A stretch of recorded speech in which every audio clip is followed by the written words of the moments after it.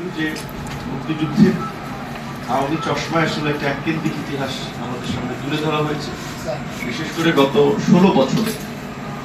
সেক্ষেত্রে মুক্তিযুদ্ধের অনেকের প্রকৃত অবদানকে জাতির সামনে তুলে ধরা হয় নাই, পাঠ্যপুস্তকেও সেটা অনেক ক্ষেত্রেই তুলে ধরা হয় নাই।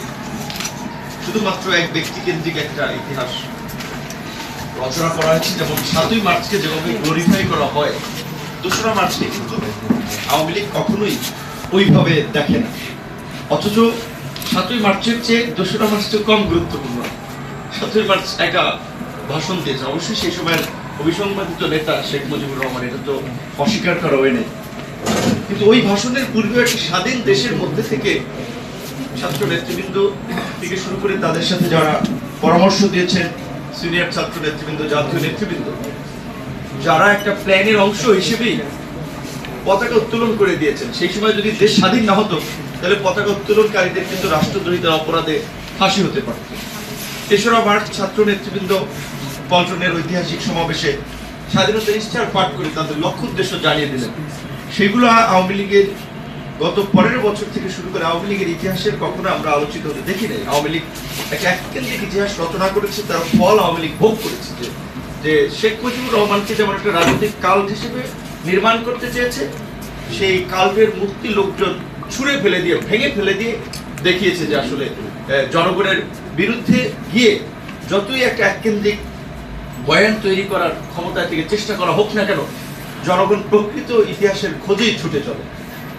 আওয়ামী লীগের শিক্ষা হয়েছে, কিন্তু আমাদের এক ভাই বলেছেন যে চলে গেছেন বোধহয়, যে হাসানুল গিনু সাহেবের কথা। এখন এই গণহত্যার সহযোগী ইনু সাহেব, সেটা আমরা অস্বীকার করতে পারি না, এবং একই সাথে এটা অস্বীকার করছে গণহত্যার সহযোগী হলেও মুক্তিযুদ্ধের সময় তার যে অবদান, সেটাকে আবার অস্বীকার করা আমাদের ঠিক হবে। প্রত্যেক মানুষেরই ভালো মন্দ, ইতিহাসের বাদ বদলে তাদের চরিত্রের বদল হয়েছে, তাদের রাজনৈতিক অবস্থান বদল হয়েছে। যে যেরকম কর্ম করেছে সে সেরকম ফল পাচ্ছে। সেই ক্ষেত্রে আমরা যেন রাজনৈতিক দৃষ্টিভঙ্গি থেকে আসলে কারো অবদানকে অস্বীকার করার বা মুছে ফেলার যেন চেষ্টা না করি। যেমনটি আমাদের বক্তাদের মধ্যে থেকে বলেছেন যে আজকে অবশ্যই 24-এর গণ অভ্যুত্থান, বিশেষ করে আপনারা যারা 69-এর গণ অভ্যুত্থানে দেখেছেন, এখানে একটু যারা সে সময়ের ছাত্র নেতা ছিলেন, 69-এর গণ অভ্যুত্থান বিশেষ করে সেই সময়ের অংশগ্রহণকারী রাজনৈতিক পাশাপাশি সাধারণ খেটে খাওয়া মানুষের সংগ্রামে যে ধরনের মানুষ সম্পৃক্ত হয়েছিল, 24-এর গণ অভ্যুত্থান যদি দেখেন, যে সমাজের একেবারে খেটে খাওয়া শ্রমজীবী থেকে শুরু করে আপার ক্লাসের, বলা চলে যে যাদের আসলে রাস্তায় নামার কথা ছিল না, তারাও কিন্তু এই গণ অভ্যুত্থানে জনগণের সাথে শরিক হয়েছে। কেন? কারণ এই গত 1.5 দশকের যে ধারাবাহিক ফ্যাসিবাদ, সবাই কোনো না কোনোভাবে ভুক্তভোগী।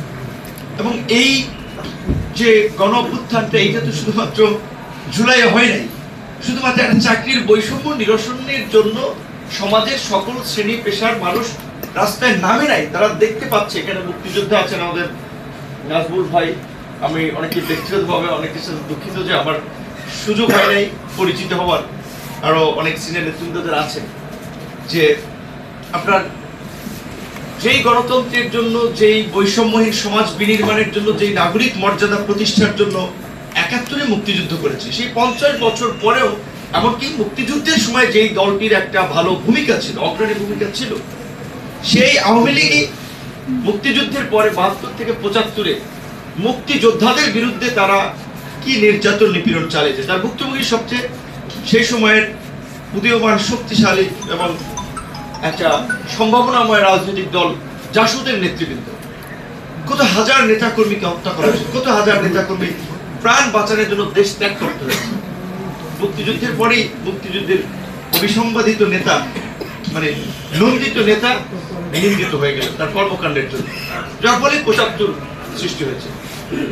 এবং দুঃখজনক যে 75-এর পরেও মুক্তিযোদ্ধাদের বিভাজন কিংবা নানান রকমের ষড়যন্ত্রের কারণে সে সময় দেশের নেতৃত্বটা তাদের হাতে আসে নাই, বা তারা নেতৃত্ব দিতে পারে নাই, যার ফলে সামরিক শাসন, কু পাল্টা কু।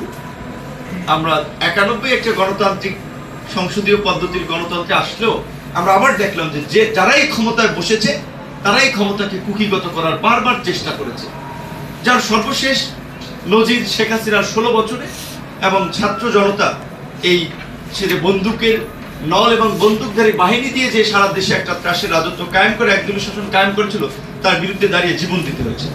এরশাদ সাহেবের আমলে কতজনকে জীবন দিতে হয়েছে? কেউ বলে 48 জন, কেউ বলে 42 জন, 50 জন। এরশাদ সাহেবের এই প্রায় 8 বছর আর 8.5 বছরে, সেখানে এই শেখ হাসিনার বিশেষ করে এই জুলাই এবং অগস্টে 36 দিনের থেকে শুরু করে 40 দিনের মধ্যে প্রায় 1,500 মানুষকে জীবন দিতে হয়েছে। তবে এরশাদ সাহেবের চেয়ে যে স্বৈরাচারের ক্রাইটেরিয়া এবং বৈশিষ্ট্য শেখ হাসিনা ছাড়িয়ে গেছিল, সেটা তো আমরা দেখেছি যে বর্বরতা। এইভাবে রাষ্ট্রীয় বাহিনীকে ব্যবহার করে হেলিকপ্টার দিয়ে গুলি চালানো, SSF, DGFI, NSI সমস্ত ইনস্টিটিউশনগুলোকে জনগণের বিরুদ্ধে দাঁড় করিয়ে দিয়েছিল।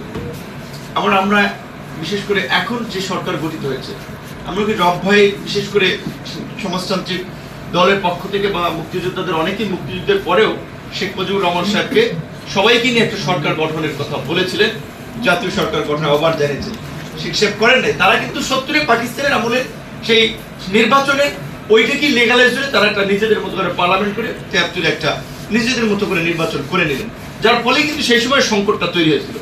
আজকে এই গণ অভ্যুত্থানের পর আমার খুব আক্ষেপ হয়, আফসোস হয়, কারণ বাঁচে মরে কে কতদিন সেটা আমরা জানি না, কিন্তু ইয়ং মানুষ হিসেবে আমরা প্রত্যাশা করি হয়তো একটু আপনাদের চেয়ে আরো বেশি দিন হয়তো আমরা এই বাংলাদেশের পরিস্থিতি দেখা লাগতে পারে।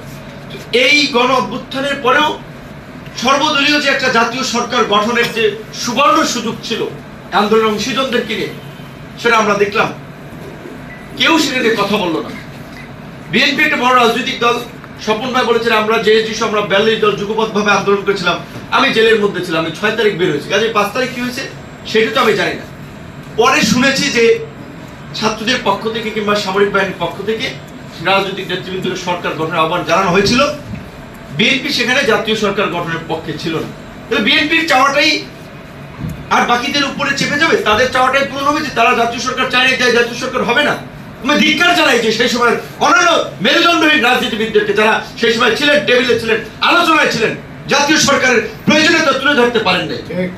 এখন বিএনপি সরকার হয়েছে, এখন বিএনপি কেন সেই সরকার আবার বিরুদ্ধে বলছে? আবার যে ছাত্রদেরকে আমরা সরকারে বসালাম, তারা তো আন্দোলনকারী বা যাই হোক একটা অন্তর্বর্তীকালীন সরকার নিরপেক্ষ কাজ করে আমরা বসালাম, তো এখন কেন ছাত্রদের কর্মকাণ্ড নিয়ে আমরা প্রশ্ন তুলছি? আপনাদের অভিজ্ঞতা ছিল না? আপনারা জানতেন না যে ক্ষমতা আসলে কি বলবেন, এটা তো একটা আকাঙ্ক্ষিত বস্তু, অনেকেই পেতে চায়, ধরতে চায়, ক্ষমতার বলয়ে থাকতে চায়, একবার পেলে সেটাকে আর কেউ ছাড়তে চায় না। এই বাস্তবতা তো আছে।